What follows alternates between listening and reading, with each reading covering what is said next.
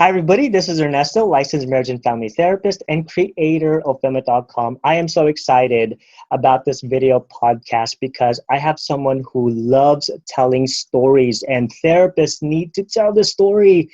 And her name is Marisa Goudy. For like 5 minutes, I've been trying to remember how to say that last name or that name. So hopefully you guys can get out of this discussion. It's a very, very important one. But first, before we go into the conversation, I'm going to have her introduce herself to you. Welcome. Thank you so much, Ernesto. It's great to be here. And I need to tell you, I have been on this planet for 37 years, and my grandfather still mispronounces my name. Okay, good. I don't feel bad. I'm pretty darn used to it at this point. Okay. So again, thank you so much for having me. And, I always find that question of like, please introduce yourself in and of itself, an enormous question. I think all of us are kind of like, well, which story do I pick? Which version do I go with? And right from that very thing, you realize we're always being asked to tell a different story about ourselves and make that split-second decision about, well, which version will I tell right now? I could tell you I'm a mother, and that could be a story about how I started my own business when my baby was 8.5 months old. I could say I'm a daughter, and I could say that's why I ended up quitting my day job because my mother died suddenly, and I knew I had to be in business for myself. I could say I'm a wife and tell you that, wow, it's really, really hard on my electrical engineer husband who loves security that I'm an entrepreneur. Or I could give you the versions of, I'm a writer, and here are my blog posts. I could tell you I'm a storyteller and how I help therapists tell their stories and connect with the people they really want to connect with by choosing which version of themselves to show up with in any given conversation or blog post or website. Wow. So I love that question. And yet I've got that kind of brain that goes instantly, kaboom. Which way do you want to go? Wow. I think it's because also you see stories as a very valuable piece of who we are as not only individuals, but also professionals. And it shows on your website. Absolutely. I mean, you've probably heard that whole idea, we're hardwired for story. Everyone is a storyteller. Right now, that's incredibly popular things to say. We see it in corporate marketing. We're seeing it in the one-to-one business space.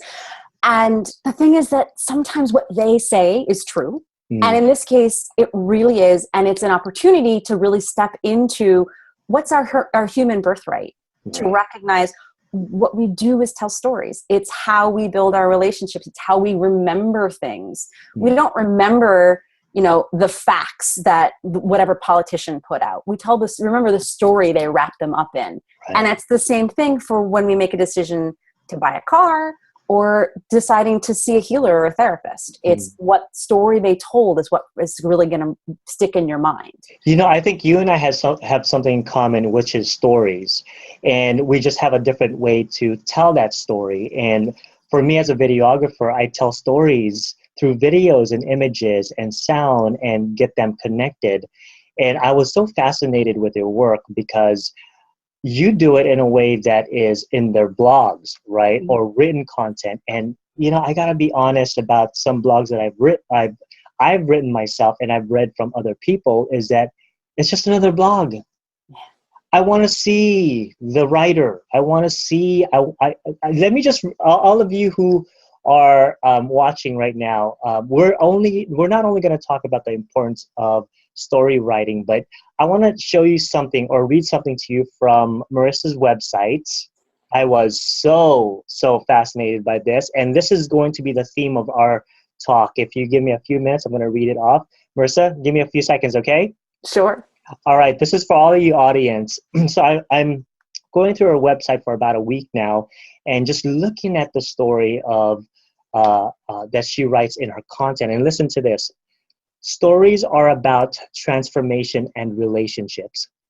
You're a professional in the transformation business. You develop meaningful relationships with your clients in order to support them through their healing growth. To start and continue a conversation with the sort of ideal client, you need to create content that shows them you understand their problems and hopes. You need to reveal the right amount of you to help them get to know you. And you need to tell stories that shifts how your ideal client looks at their world. You can do this. It is time to create blog posts that makes your readers say, this writer gets me. Freaking brilliant. Let's talk. Talk to me about this. Yeah, I mean, that I wrote that a while ago, but every single piece of it's true. That's just one of those moments where I think, may we all be blessed with this, when the muse sits on your shoulder, when all of a sudden the words just flow through, because it's just simply true. And yes, I'm a writer, but in that case, and yes, I was doing the act of writing, but that was as much a transmission of something that comes through of, this is something you, my ideal client, who I was writing for, needed to know and understand. And I don't believe that that's something that is just available to a few of us who have practiced a very long time, who have, the title of writer attached somewhere on their resume. We all can do that. And I think, if anything, that's the easiest thing to do, is just say, I'm going to slow down enough. I'm going to listen to what I would say out loud in a conversation. Just like in this way. That is the same sort of content that would come through when I'm talking, and I'm going to allow it to come on the page. And if anything, it's less about the doing and it's more about the allowing of knowing, okay, you're in the transformation business. What you do all day long is help people to understand this sort of thing. Even the idea, even the word transformation that you use, and first thing I thought was, wow, that's a brilliant term to use in the work that we do as therapists, right? We are transformers. We are helping people to transform. We are helping them towards some sort of a transition. Even that term right there is loaded, transformation business. And for me as a therapist, my clients come to me over and over and over again, not because of all of the things that I've accomplished academically, but me. Right. And what you can do for them. They don't really care about what you're doing when you're not in that room with them. Mm-hmm. In a way, that's untrue. I mean, they care about what you bring to the table, but they don't care about what your credentials are or who you last lectured in front of. They may really care about what happened when you went on that sunrise walk on Saturday morning, because that's the sort of thing, that's the energy you would bring into a session and help them perhaps embody that space with you. And then they could, if you had this like moment of realization of just looking out at the ocean, then, like I said, you're on the West Coast, so you're watching sunsets, not sunrises, but, having that moment, that's what they need to hear from you, not necessarily, the blahs of what you had for lunch, or this is the degree that I received. What's more relevant to them? Yeah. You and your lived experience and how you most recently experienced transformation yourself. So, some of the things that I'm hearing from you is that the human story, right, is the connecting factor. You as a human, what your story as being a human is a connecting factor in some of your writing. And I don't know about you, but as a videographer, trying to harness the story of the clinician on video, their promotional video, is one of the most difficult things for me to help. Because when I put a camera in front of a therapist to do their promotional video, they want to talk about their years of experience and all of these things. I go, well, no. Let's get you out. Yeah. Why in the world are we struggling to tell our stories? Why? Well, I have to say, I'm so fortunate in this way because I'm not a therapist. I stand outside of this space, and I know so much from hanging out with you guys what you went through in your training and what so many people were taught about what it's like to take yourself out of the room and out of the process. And I do have a very strong realization of the fact that what I'm often asking people to do, and the same as what you would be asking people to do, is like, no, we need you here. You are your own best salesperson. You are your own best advocate. You are the representative of you, which sounds pretty basic, except when we realize that's absolutely antithetical to what so many people have gone through and learned. And we're in a changing world right now. We're in a space where the marketplace is demanding something different, and individuals are looking for a human-to-human connection, Right. even if it's in writing, on a screen, if it's coming through video. That's what we've all now grown to look for. And it's beautiful and powerful. We're just in that really amazing stage of transformation of learning how to harness that and make that work and still honor those ethical and professional boundaries that make you sure you're doing the right work and being who you need to be for your clients at that fundamental therapeutic level. Yeah. You know, a lot of us who have gone through the training, the schooling, we are told ethically we need to have this type of boundary, right? Which is great, and I endorse that.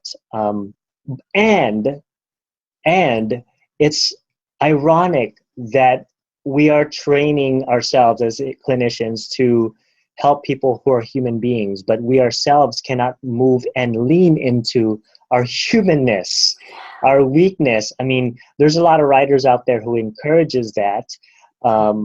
However, there's such fear. Talk about that fear. Why do you think we're afraid to show up? I mean, think of all those amazing, important things that were learned in school, right? How do you then weigh that against, well, that particular piece of information, that wasn't relevant, and you're on the fly sorting, but that right there I need to do and use. And that's putting an immense amount of pressure on yourself as an individual in making that choice. But I think the thing that to keep in mind is that, you know, the video, the blog post, whatever it is that greets a client before they come into your door is part of the continuum of the relationship. It's probably your first hello. It may be you were referred by somebody and now they're deciding, well, is this person going to be the person for me? You're opening up the conversation. You're not taking up their 45, 50 minutes with you to open the door and say, hi, this is something into my world. I am a mother. I am a son. I am someone who is having human experiences, and sometimes it's a little messy. So guess what? You can trust me as a fellow human who is a mother, a son, a daughter, all these, and sometimes it's a little messy. You know, you're immediately building that rapport without offering too much, without going intimate details, without sharing that totally unfinished, unhealed wound. Because we can fall back, you know, we know Brene Brown has given us some amazing templates for this in terms of, you know, she says, I do not share anything that I have not already worked through and healed myself. And my healing is not contingent upon the way this is received. Right. And I think we can look at her and say, well, yeah, she gets to be Brene Brown. She's really using herself in those stories. It is a little different. Like, for example, I have a client who, you know, she and I work on a lot of different pieces of her puzzle together. And it's about talking about the blog post she's publishing day to day. And it's about looking at what the bigger book project is. And she'll write out a whole story for me that would involve, you know, a conversation she had with a family member. And we're able to say, okay, well, this whole conversation, it's really juicy. There's a lot in there, but that's for the book. That's for when you are a couple steps down the line, not necessarily writing this for the clients who are going to be coming into your office that you're going to have a direct relationship with. We're going to take this piece of the story that feels a little more healed, that feels a little more like I could say this in front of a client and not feel like they saw too much of what was going on in my kitchen last night. And consciously pull from it a piece of an authentic story that you feel completely okay with sharing. Does that make sense? Absolutely. I think that's a very powerful way to look at this, because a lot of us who have stories, people who may not respect the story that you have used that against you. And somehow along the way, we see our stories as weakness. No. Right? I think we need to understand that our stories are real, it's a connecting factor, and it's strength.